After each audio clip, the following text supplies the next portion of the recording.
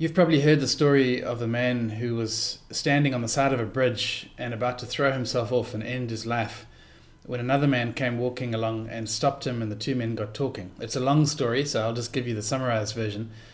But as the two men were talking with each other, they realized that they had a great deal in common. They were both Christian, they were both members of the same broad Christian denomination. While they talked, though, the second man realized that in one very minor doctrinal area they disagreed with each other. And so in his fury, he pushed the first man off the bridge. Not a true story, and it's intended to make us laugh and to see in the story our tendency as people to divide ourselves along all sorts of arbitrary lines that dictate who is in and who is out, who belongs to our tribe and who doesn't, who we may safely befriend and who we should shun. Tomorrow, 6th of January, is Epiphany. This is the festival in the church where we celebrate the inclusion of the Gentiles into God's family of faith.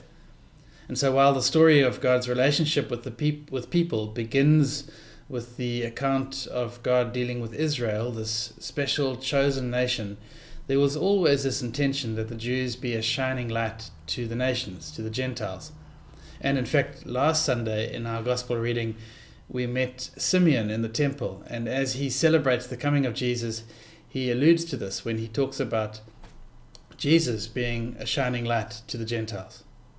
Now, the gospel reading for Epiphany for this week is from Matthew chapter 2, verse 1 to 12, and it's the account of the coming of the Magi. And we can quickly see why the authors of the Lectionary chose this passage to reflect on the inclusion of the Gentiles.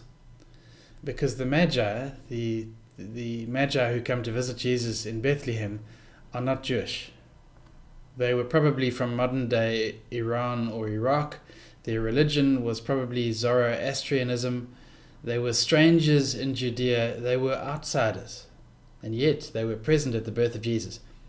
If you were going to arrange a guest list for people to be present at this momentous moment, at the birth of the King of the Jews, it would be very surprising, wouldn't it, to see these Magi on the list. And this says something about the kind of God who would draw these men to Bethlehem, using language that they understood, speaking to them through their own worldview, using their knowledge of astrology and astronomy, the prophecies of their own prophets. A God who would invite complete outsiders to be a part of this significant moment. Because the Magi don't tick all the boxes, do they? They really are a surprise inclusion on this day. And as far as we know, they go back to their country without ever having responded to an altar call or said the sinner's prayer. Epiphany is a wonderful celebration in the church because it reminds you and I as Gentiles that we have a place in God's plan of salvation. It assures us that we belong. But it should also challenge us to look beyond our neat categories of who is in and who is out, our formulaic understandings of how God does and doesn't deal with people. It should open us up to being surprised by this scandalously generous God who doesn't follow all the rules that we make for him.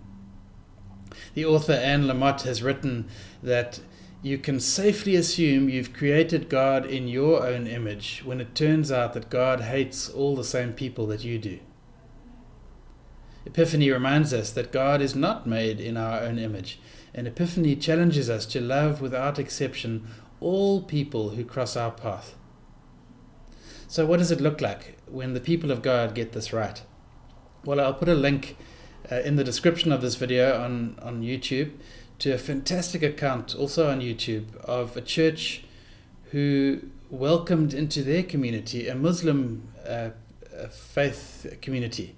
A mosque was built alongside this church, and the Christians, instead of being threatened by this or saying they don't belong here, were kind and generous to the newcomers, with no strings attached, with no hidden agenda.